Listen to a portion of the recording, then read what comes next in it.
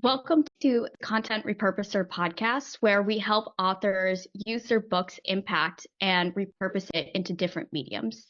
So here I like to present Illiya Vjestica, the founder of The Presentation Designer, and he's passionate about helping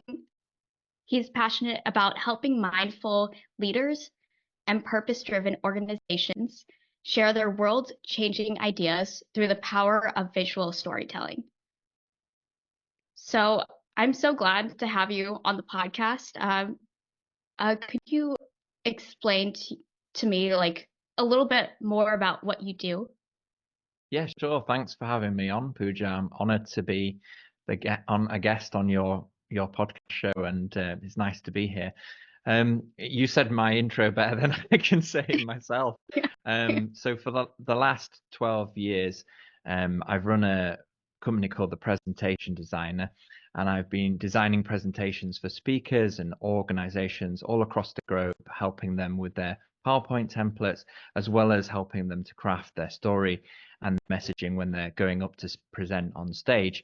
And recently, in the last year, I've kind of honed in on working with conscious leaders who are in the mental health space, as well as the wellness sector and sustainability, to help them really share the ideas that they have got and transform them into impactful talks and impactful narratives. So that's what I've been working on over the last few months.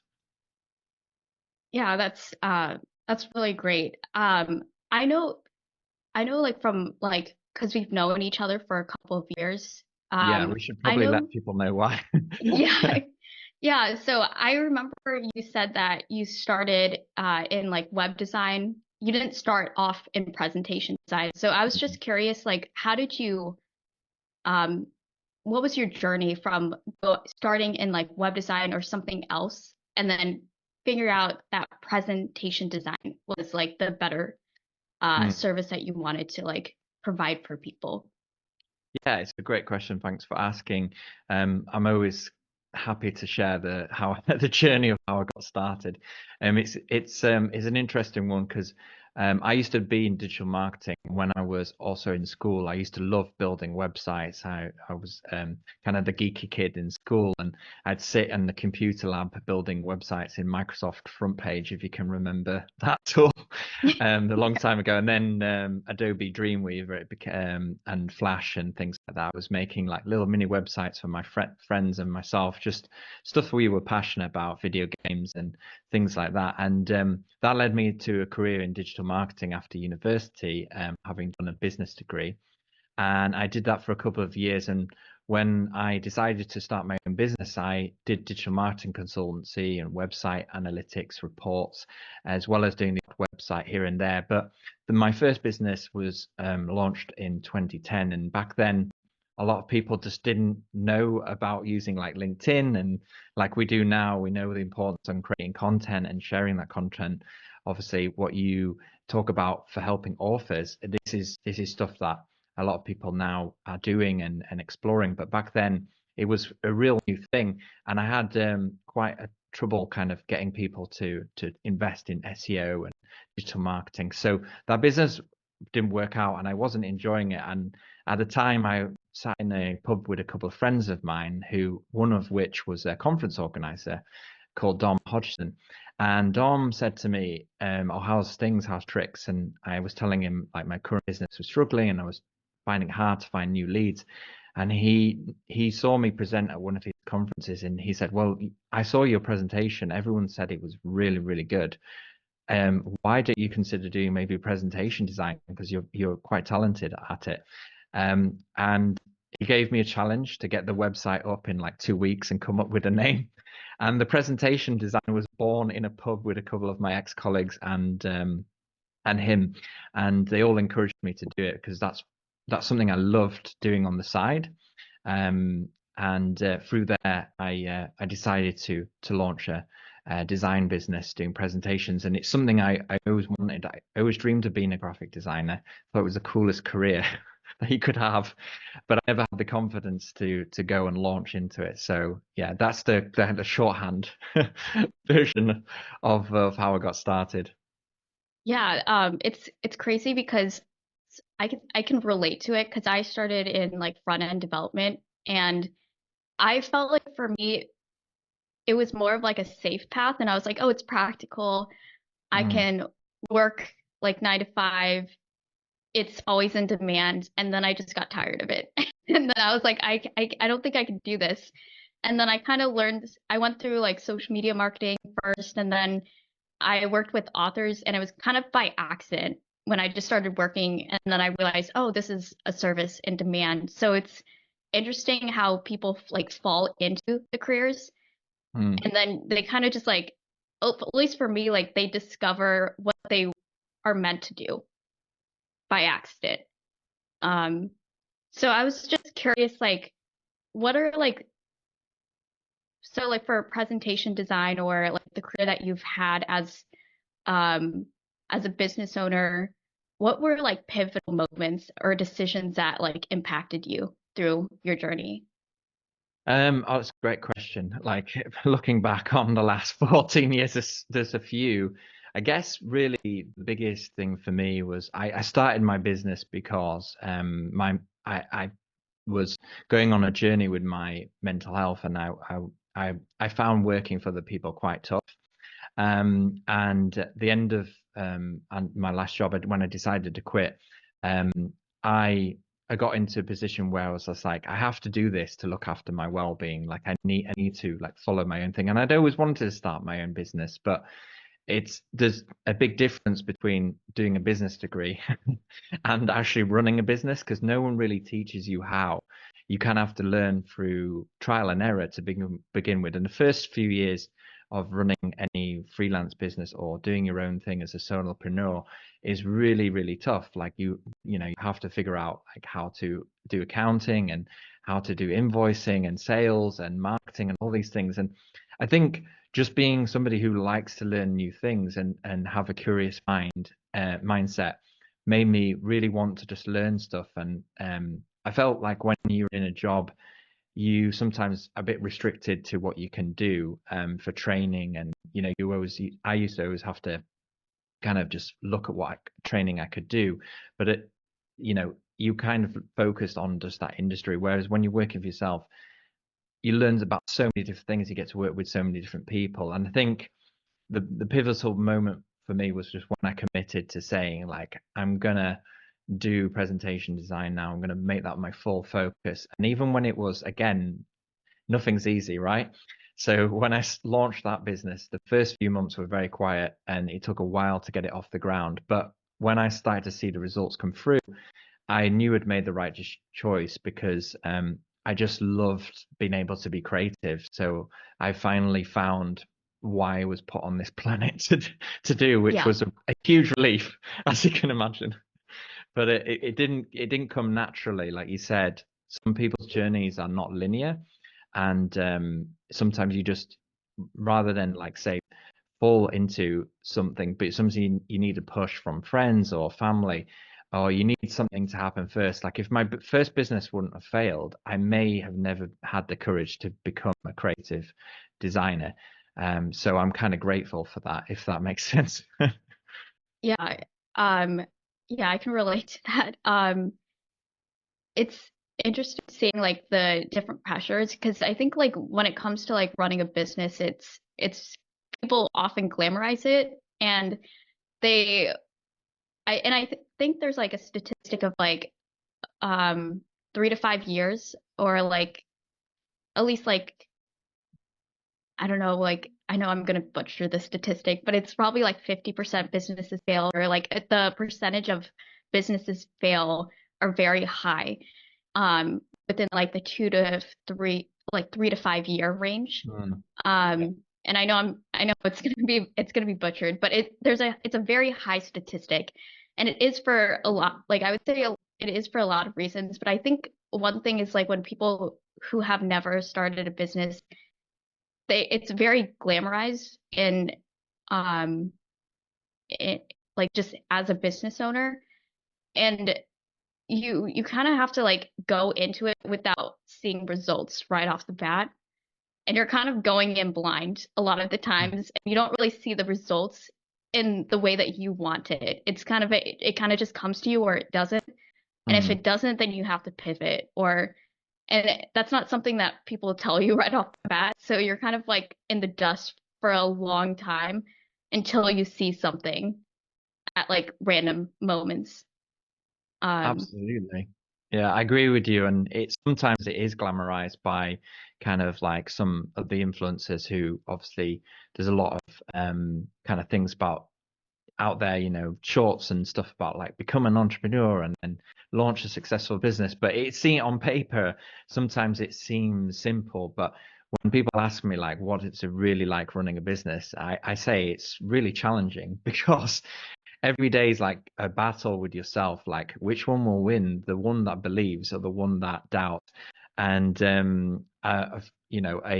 a person that we know, like-minded person we know, Matt Essam, he's a business coach, and he said about entrepreneurship or freelancing is like riding the wave of uncertainty. So you've got to get used to learning how to surf and become a good surfer, but it's not easy. Sometimes the waves are small and it's like, okay, it's gentle. I can deal with that. And sometimes it's a big storm. And those are the days where you need the determination and the resilience to push through.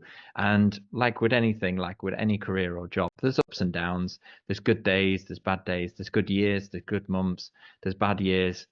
It's just part of the journey, right? yeah. I think also like for me, I think just like running a business is kind of a roller coaster where it's just like very up and down all the time. Hmm. And for me, I had to be intentional about like having wins or being intentional about like celebrating certain successes. And I didn't feel like I don't think people, for me, I wasn't notified on like that you have to be intentional about your wins. Otherwise, it will just go and pass and like you'll forget about it and you don't realize all the progress you've made in the past. So I was just curious, like, how do you go about when it comes to like your business and your career, how do you manage the pressures of like of your well-being versus running a business and like all that together? Yeah, I mean, it's challenging at times, and that is the honest truth. Like, there are days where, like, I'm sure any business owner can relate. Whether you're doing your own thing, even if you're, maybe you're I guess the challenge is it's similar to writing a book, right? It's a big thing, and you have to try and overcome the challenge and kind of break it down into simple sections to make it easier to manage. And I think that's one of the things I've learned over the last 14 years is like when you look at the big picture and you kind of think about all the goals and things you want to achieve throughout a year, it can become a bit overwhelming. Like there's too many things to do.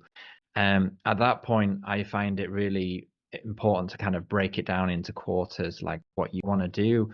In terms of managing the pressure, what helps me is just doing regular walks in the countryside, out in nature, finding a nice forest and doing some forest bathing, or just taking a moment to step away from the computer for a while, read a book, play a game, listen to a podcast, or um, do some meditation for 10 minutes, or just have a mindful moment, really. Just have 5 minutes of peace and calm in a quiet space.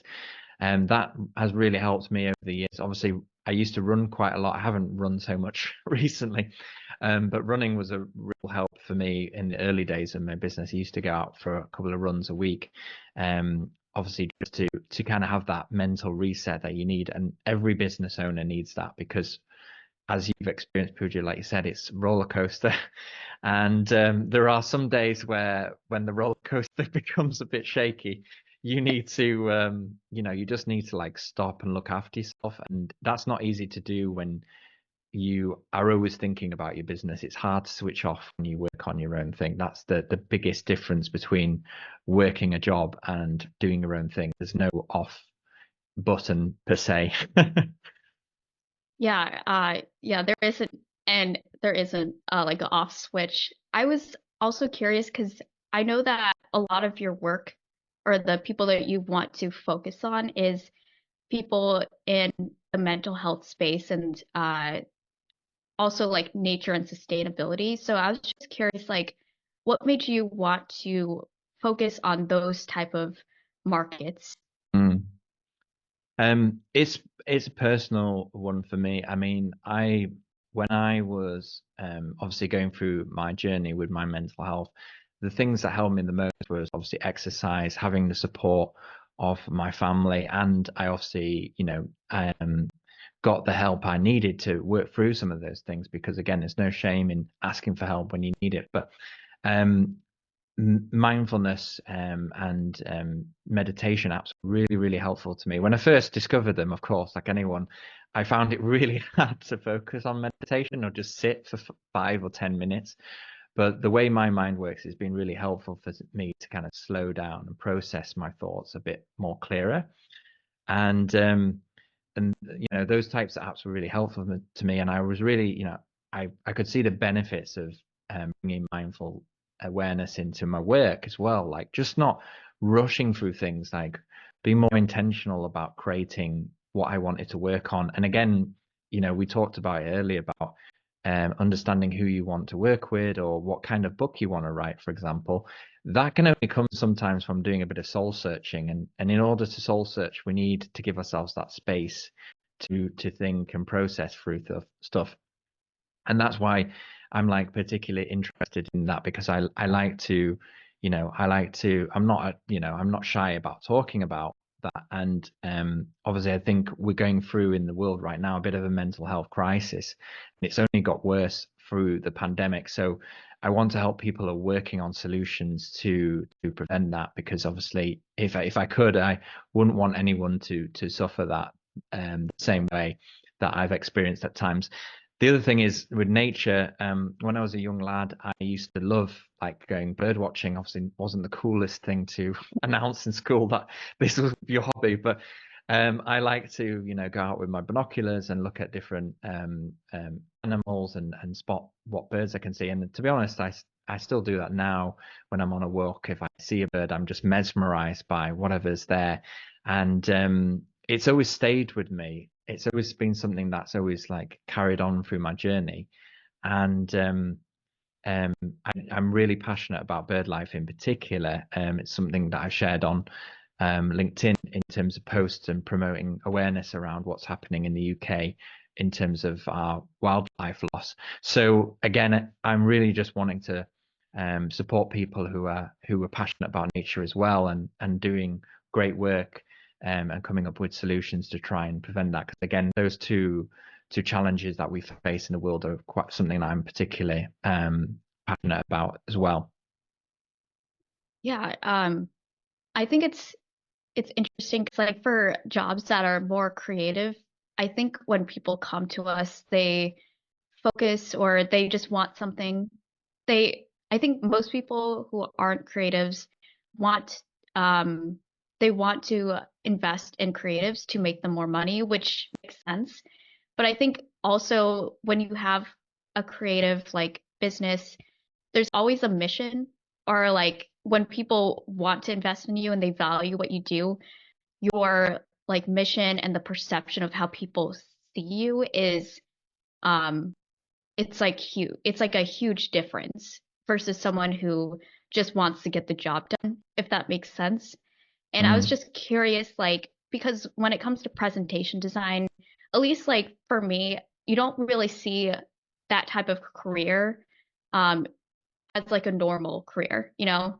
And so I was just curious, like, when people come to you or if someone wants to be like go into the path that you're currently at, what mm. are things that would help them?